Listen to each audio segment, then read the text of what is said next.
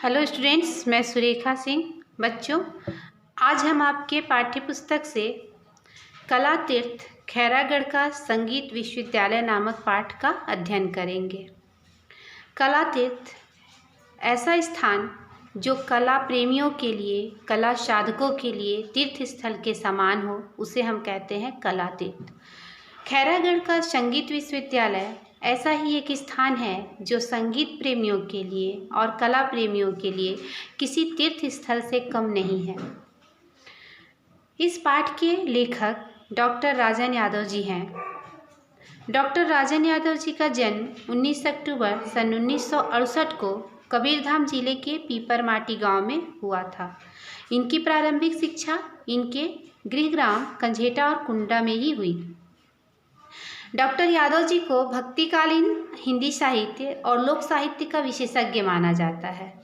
इन्होंने अनेक रचनाएं की हैं, जिसमें तुलसी तरंग, विविधा, मध्ययुगीन हिंदी कविता में बसंत वर्णन आदि प्रमुख हैं। तो बच्चों, सबसे पहले हम यह जान लें कि खैरागढ़ छत्तीसगढ़ में कहाँ पर स्थित है, इसकी स्थिति क्या है। खैरागढ़ छत्तीसगढ़ राज्य के राजनांदगांव जिले में स्थित है। राजनांदगांव जिला का ग्रामीण परिवेश और यहाँ का शांत वातावरण यहाँ पे कला साधकों के लिए विशेष सहायक है, एकदम अनुकूल है। तो बच्चों, चलिए सबसे पहले हम पाठ समझते हैं। कला का संबंध मानव जीवन के सौंदर्य और समृद्धि से होता है। किसी भी युग की उपलब्धियाँ और उसकी सीमाएं दोनों ही कला पर आश्रित हो। किसी युग की उपलब्धियाँ कितनी हैं, वह युग कितना समृद्ध रहा है और उस युग में मानव जीवन की स्थिति क्या रही है, यह कला से ही हमें ज्ञात होता है, यह कला से ही उभरती है। जिस युग में कला की जितनी अधिक उन्नति होती है, अर्थात जिस युग में कला जितनी अधिक विकसित होती है, हम यह कह सकते हैं कि वह युग उतना ही अधिक समृद्ध रहा है और उस युग में मानव जीवन उतना ही अधिक विकसित और समृद्ध होगा। इसलिए कला को भारतीय जीवन में महत्वपूर्ण स्थान प्राप्त है। हमारे भारतीय जीवन में कला के विविध रूपों की साधना की गई है और यहाँ पर कलाकारों को एक साधक माना जाता है, एक तपस्वी के समान माना जाता है। प्राचीन आचार्यों ने तो कला और जीवन को एक दूसरे का पर्याय ही बता दिया है। उन आचार्यों ने यहाँ तक कह दिया है कि साहित्य संगीत विहीन मनुष्य जो है वह पूंछ और सींग विहीन पशु के समान है। अर्थात जो व्यक्ति कला रहित है, जिस व्यक्ति में कला नहीं है, जो कला प्रेमी नहीं है, वह व्यक्ति एक ऐसा पशु है जिसके सींग और पूंछ नहीं होते। अर्थात इस बात से हमें यह ज्ञात होता है कि भारतीय संस्कृति में कला कितनी विशिष्ट स्थान रखती है। भारतीय संस्कृति की अमूल्य धरोहर इन्हीं कलाओं के संवर्धन और संरक्षण में इंदिरा कला संगीत विश्वविद्यालय खैरागढ़ का योगदान अतुलनीय है। विगत 56 वर्षों से इस विश्वविद्यालय ने सफलता के अनेक शिखर छुए हैं और अनेक अविस्मरणीय योगदान दिया है। खैरागढ़ मध्य भारत के छत्तीसगढ़ राज्य में राजनांदगांव जिले के अंतर्गत आता है। यहाँ का शांत परिवेश यहाँ कला साधकों को विशेष सहायता प्रदान करता है। यहाँ के गुलाबी रंग के महल अपनी एक विशिष्ट स्थान रखते हैं, अपनी विशेषता स्वयं बताते हैं।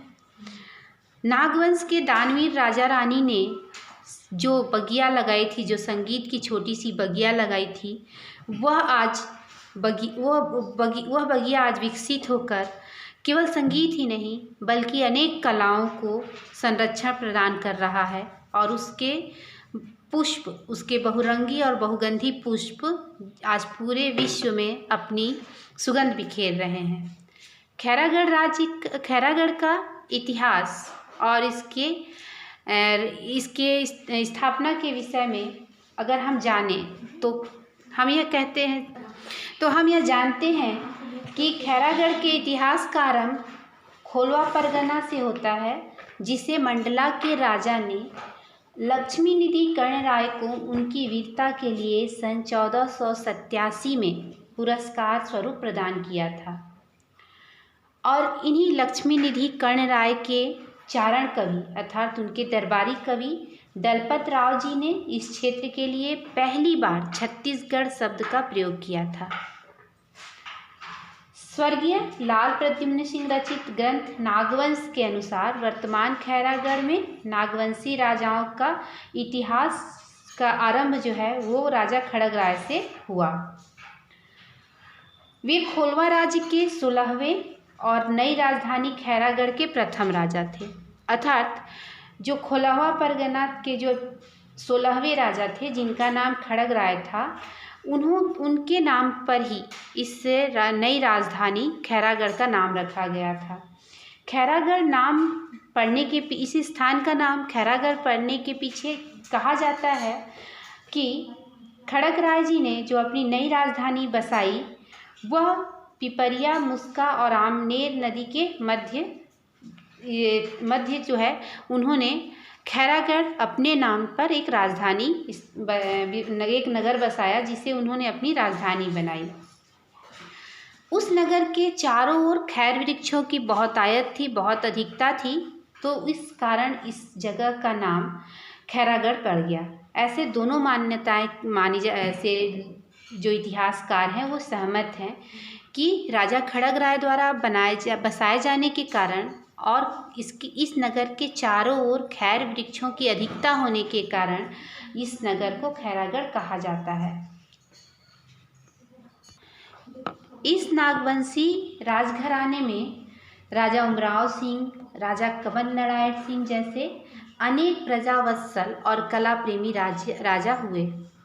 यहाँ ये खैरागढ़ के जो प्राकृतिक सौंदर्य और सांस्कृतिक वैभव से संपन्न इस धरती पर एक संगीत विश्वविद्यालय का आरंभ आज से 56 वर्ष पूर्व हुआ था, जिसे यहाँ के राजा वीरेंद्र बहादुर सिंह और रानी पद्मावती देवी ने अपनी दिवंगत पुत्री राजकुमारी इंदिरा की स्मृति में अपने संपूर्ण राजभवन को उन्होंने इस विश्वविद्यालय के लिए दान करके इस विश्वविद्यालय की स्थापना की। और उस विश्वविद्यालय का नाम उन्होंने अपनी दिवंगत पुत्री राजकुमारी इंदिरा की स्मृति में उसका नाम उन्होंने रखा इंदिरा कला संगीत विश्वविद्यालय।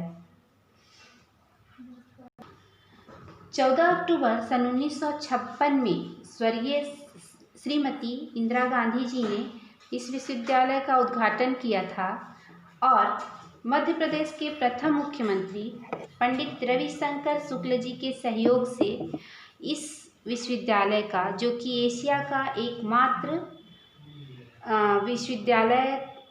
संगीत विश्वविद्यालय है, उसकी स्वर्ण यात्रा प्रारंभ हुई। इस विश्वविद्यालय के प्रथम कुलपति पद्मभूषण पंडित S.N. रातंजनकर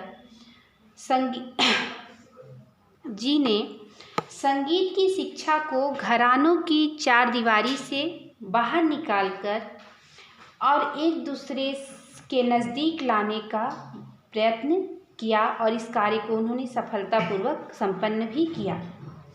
इससे पहले संगीत की शिक्षा कुछ विशेष घरानों के द्वारा दी जाती थी, जो लोग अपनी विशेष कला, जो उनकी जो विशेष संगीत में जो साधना थी, केवल उन्हीं कलाओं का, उन्हीं संगीतों का उन घरानों में शिक्षा दी जाती थी। परंतु इस विश्वविद्यालय के प्रथम कुलपति पंडित S.N. रातंजनकर जी ने संगीत की शिक्षा को घरानों से बाहर निकालकर और आपस में एक दूसरे से जोड़ने का सफलतापूर्वक कार्य उन्होंने किया था। वर्तमान में इस विश्वविद्यालय में संगीत कला, चित्रकला, मूर्ति कला, छापा कला, लोक कला में साहित्य संबंधी डिप्लोमा, स्नातक और स्नातकोत्तर पाठ्यक्रम संचालित हैं। यहाँ गायन कला में हिंदुस्तानी गायन, कर्नाटक गायन, सुगम संगीत और लोक संगीत की शिक्षा दी जाती है। नृत्य कला में कथक, भरतनाट्यम, ओडिसी नृत्य की शास्त्रीय शिक्षा दी जाती है और वाद्य कला में तबला, वायलिन, सितार, सरोद, कर्नाटक बेला तथा अनेक लोकवाद्यों की शिक्षा दी जाती है। इसके अतिरिक्त यहाँ पर चित्रकला, मूर्तिकला और छापा कला में भी स्नातकोत्तर तक की शिक्षा की व्यवस्था यहाँ पर है। यहाँ कला संकाय में हिंदी, संस्कृत, अंग्रेजी भाषा एवं साहित्य के पाठ्यक्रम संचालित होते हैं। प्राचीन भारतीय इतिहास, संस्कृति एवं पुरातत्व और थिएटर आदि से भी संबंधित पढ़ाई यहाँ पर होती है। यहाँ पर पर्यावरण से लेकर दैनिक जीवन में उपयोगी अनेक प्रकार की शिक्षा दी जाती है। इस विश्वविद्यालय में दर्जनों ऐसे कोर्स संचालित हैं जो मनोरंजक होने के साथ साथ रोजगार मूलक भी हैं। इस विद्यालय में एक ऐसा ग्रंथालय है जो भारतवर्ष में पहला ऐसा ग्रंथालय है जो ललित कलाओं से संबंधित सामग्रियां और पुस्तकें रखता है, संग्रहित करता है।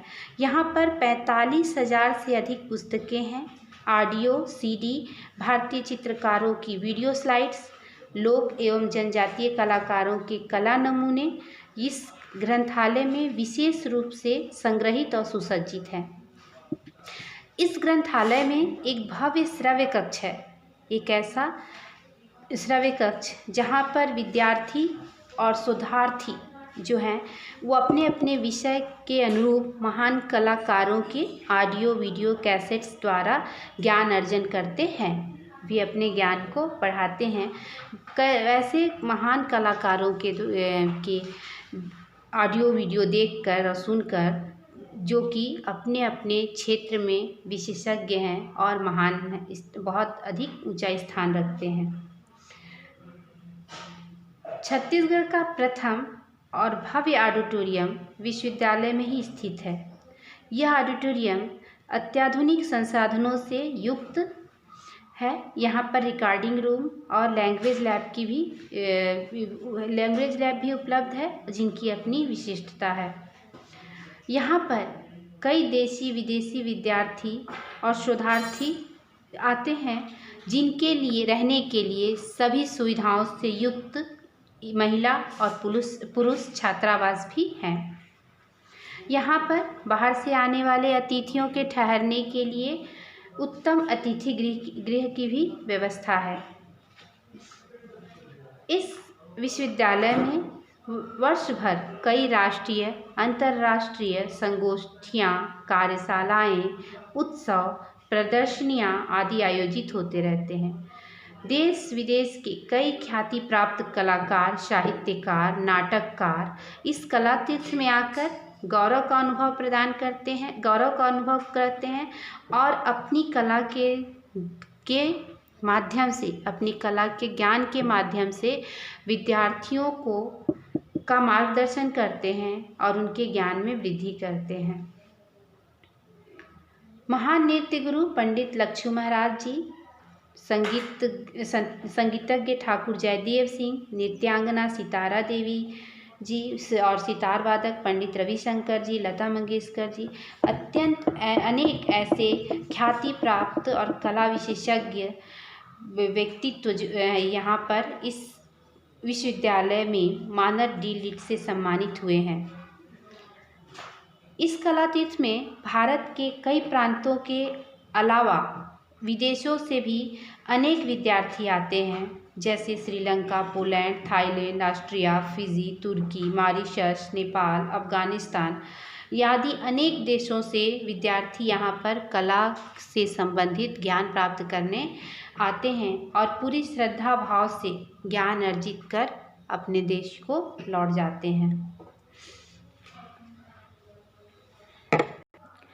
कलाकार को अपनी कला साधना के लिए अनुकूल परिवेश की आवश्यकता होती है। उन्हें ऐसे परिवेश की आवश्यकता होती है जिसमें उन्हें अपनापन हो और जहाँ पर उन्हें पूर्णतः शांत वातावरण प्राप्त हो। और खैरागढ़ का परिवेश ऐसा ही है जहाँ पर कलाकारों को बेगानापन महसूस नहीं होता और यहाँ का प्राकृतिक और शांत वातावरण उन्हें कला साधना में विशेष सहायता प्रदान करता है। यहाँ के प्रथम कुलपति से लेकर वर्तमान तक सभी कुलपतियों ने इस विश्वविद्यालय के उन्नति और उत्थान के लिए कई महत्वपूर्ण प्रयास किए। उन्होंने अपना महत्वपूर्ण योगदान दिया और इसी प्रयास का परिणाम है कि यहाँ इस विश्वविद्यालय को कला जगत में इतनी अधिक सम्मानजनक स्थिति प्राप्त है। यहाँ पर राज्य सरकार के सहयोग से हर वर्ष खैरागढ़ महोत्सव का भव्य आयोजन किया जाता है, जहाँ पर देश विदेश से जाने माने कलाकार अपनी कला का प्रदर्शन करते हैं। यहाँ से दीक्षित कलाकार देश और विदेश में भारतीय कला संस्कृति के ध्वजवाहक हैं। वहाँ भारतीय कला संस्कृति के परिचायक बने हुए हैं। इस कलातीर्थ का ध्येय वाक्य है, सुस्वराः सन्तु सर्वेपि, अर्थात सभी सुंदर स्वर वाले हों। कला के पथ पर निरंतर अग्रसर होते हुए हमारी समृद्ध संस्कृति का वाहक यह विश्वविद्यालय अपने ध्येय वाक्य को सिद्ध कर रहा है, अपने ध्येय वाक्य की सार्थकता को सिद्ध कर रहा है। कलातीर्थ खैरागढ़ जो है आज कला जगत में अपनी विशिष्ट पहचान रखता है और यहाँ के विद्यार्थी पूरे विश्व में अपनी कला का प्रदर्शन कर ख्याति और प्रसिद्धि को अर्जित करते हैं। तो बच्चों, ये तो थे आपकी पाठ्य पुस्तक से कलातीर्थ खैरागढ़ का संगीत विश्वविद्यालय नामक पाठ। आशा करती हूँ कि आपको पाठ समझ में आ गया होगा। धन्यवाद।